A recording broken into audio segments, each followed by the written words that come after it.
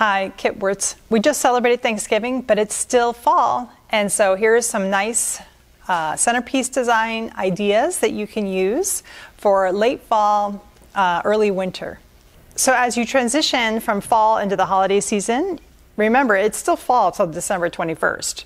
And so we want to still think about all those celebrations you're having that are late fall celebrations. So a good way to do that is just to bring the oranges into a more soft peach and start to add reds into your design. And so I'm going to do that with this rose gold container. I have floral foam already carved and soaked inside. I'm going to green with what I call a transition greenery, which is cedar, because cedar goes great for fall and for into the holidays because it's a type of evergreen. So you're going to take branches like this, make sure you have clean bits going into the foam, meaning at least an inch of a stem popping in there so that it is firm, it's not going to fall out. And we're going to go one in each corner. I'm going into the side of the foam on the corners, not the top. And I'm going to keep the footprint fairly small here, I would call this a medium size arrangement, good for a small round table, or maybe you make 3 of these and put them on a long square or a long rectangle table. So we've got our corners. So then we're going to add some really short bits in between those corners. Short little pieces that might have been on the branch. And like I said, this is a great greenery to go from, fall designs from Thanksgiving into the holiday season. Has a nice gentle scent. So I have this piece that I can also wing, which means I have 2 pieces like that and I can wing it up here. So you want some greenery around the base of the design, but then you also want to see that same greenery up higher in the design. And the other thing that's great about cedar is you can put it in upside down, sideways, right side up, and it looks good from all angles. We're going to add some type of eucalyptus next. This is a small leaved eucalyptus. It's not the spiral eucalyptus because that's that really sticky kind that you see, but it is similar to that. But it's a little bit more loose. It has a little more curve to it, a little bit more flow. And again, this is a great greenery for the fall too, because it adds a little bit of that fall scent that everybody's looking for. That's not pumpkin spice, but more like a type of evergreen.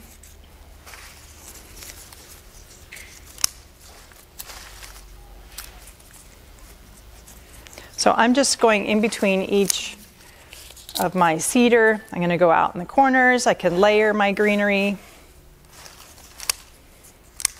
So, not too much. I just have, maybe I have 1 or 2 branches of this. Remember, you got to always have a clean stem going into the foam. Just want to make sure you have some around the lip of the vase and then some up high also. I've got my trusty ruscus that I can add if I think I need to fill in any gaps between the container and the lip of the vase, so I hide the foam. We don't want to ever see foam in our designs. And you could do something like this if you kept your stems longer. You could do something similar in a vase with no foam if you wanted to. This is just nice if you're making a centerpiece or centerpieces for a friend and then you're going to bring them over to a house. It's easier to transport. Our main star is this Kahala Rose, and we're going to take the petals off if you haven't done that already. And I'm not going to worry about cleaning all the stem because I know I'm going to cut most of it off. So chances are I won't have any leaves or thorns below that water line. These are really fresh. They haven't opened yet, so I know I want to give a little bit of room inside the vase for them to open. So a little bit of elbow room from the other flowers so they'll have a chance to open. I made 3 of these already. And so this is my 4th. So I bought 1 package of 25 roses and I have 1 left over. So I just added, so one of my designs has 7 roses in it, but most of them have 6. So I'm going to have 1 here in the middle. Remember, measure with your elbow and put your hand down and make sure it's below that hand line for 12 inches, which is what your centerpieces should always be lower than if they're a low centerpiece. And we're just going to start putting 4 around, or let's do 5 around the lip. Slightly angled. I do have it still going into the side of the vase. I'm going to do these corner ones slightly up, so there's a little bit interest. So I have 3 around the lip, 1 in the middle, and then 2 still on the corners, but a little bit higher up. So you have a little bit of different heights on them. Next, we're going to add some leucadendron. This is a great time of year to have leucadendron. And I'm going to clean these off, and I'm just going to spread the wealth. I'm going to put 1 on this side, 1 on this side, and 1 over here, so like a triangle. Now, these sticks are really pretty when you clean them off. You can save these for later, or you can put them, if you cut them in a certain way, you can add them into the design if you need more greenery, but I'm not going to do that, but definitely save them if you want to. We have our sea holly, which is a great, also fun transition from fall into the holidays. I think sea holly with its subtle blue is a really pretty color. And it's a neat texture change. It's the softest holly you're going to find, or thistle, or holly. Holly is very spiky. It's a different kind of holly. I think it's called sea holly because it looks like the ocean. So I have 2 stems. I'm just cutting off the pieces. So I have this big stem, and I'm cutting off each branch, basically, and I'm placing them into my design. So that way I have more control over how they're displayed. Next we have our red spray carnation, which again, this is talking about our transition from the oranges into the reds. So I like the spray carnations because a lot of people aren't familiar with them and they don't realize that they're carnation. They just look like a fun textury flower. So you're going to take this one stem and you're going to take each little bloom off of it. So I'm going to go around the base with one of my stems, putting it into the foam, spreading the wealth. So I've got red on every side. I have 4 sides, so I want to make sure I have red on every side. Oops, this guy fell out. Let's put him back in.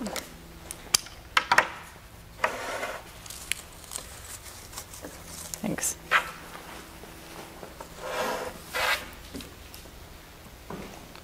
So I put red on all around the lip of the vase. So I have this other stem here, and I'm going to put these up higher in the middle of the vase, kind of near that middle rose.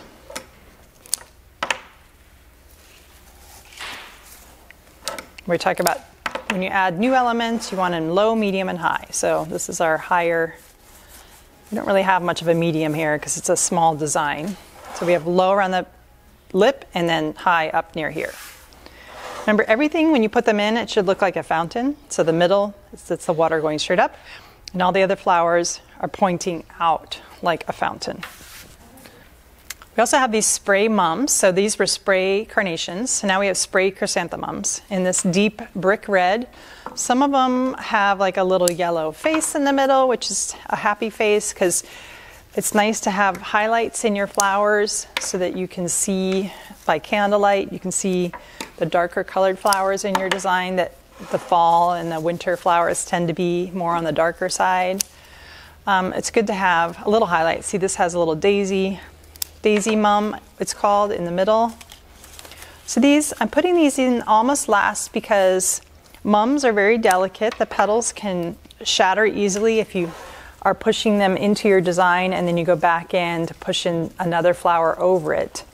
So you want to be careful and put them in near the end so that you don't shatter them.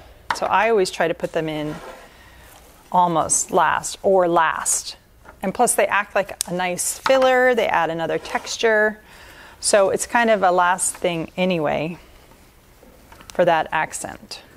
So again, I'm taking this large branches apart and separating them, and that's how you can kind of get a little different look from your mums that maybe people aren't used to seeing. Making sure I have them all around, so wherever you're sitting at the table, you can see. Finally, we're going to add our focal flower, or another star flower, our Cymbidium Orchid, which we've already pulled off the main stem by cutting it. So I'm going to cut it off the main part. So then I end up with individual blooms. And if they're cooperative enough, you can kind of reflex them out a little bit so they take up more real estate. Sometimes they don't like that.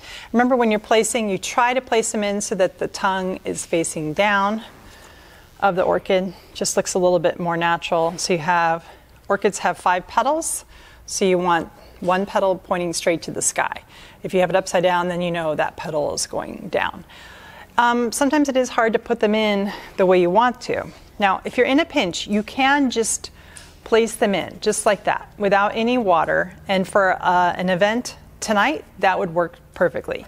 But if you want your design to last longer, then you take vials, and I have this water vial, you can see, and it's already filled with water, and if I turn it upside down, no water comes out. But if I try to just put the rose in this little hole that is allowable for a rose, the orchid in, it's easy to get a rose in there, but for an orchid, it's a soft stem, it's hard to get in. So you take your cutter and you just give it a slight little open slice. Cut the orchid again, because stems seal up in 10 seconds. You got to cut in place the whole time, including these. And you're going to push it in using the stem as far as it can go. You don't ever want to try to push it from the top. So that one's ready. So let's get these other vials ready to go. You want to make sure the top's on nice. So yes, you will need to water your arrangement every day, and you'll need to check these vials too. Make sure the orchids have enough water. So we have our 3 orchids put into these pokey vials. I like the pokey ones because they stick into the floral foam. You don't need to push it too far down. But if you don't have the pokey ones, again, you could just put them in the vials and just place them, because there's enough flowers in here that it would hold it up. As far as placement's concerned, I had these 3 leucodendron that I put in, so I'm going to place these in between where I had those 3 leucodendron. So I have something, I know exactly where I want to put them. And you can see I just push them into the foam, giving that rose a little bit of room still, a little shoulder room to open. And again, if I don't get into the foam, that's okay. Getting into the foam, what that does is it makes sure that it stays in the right spot.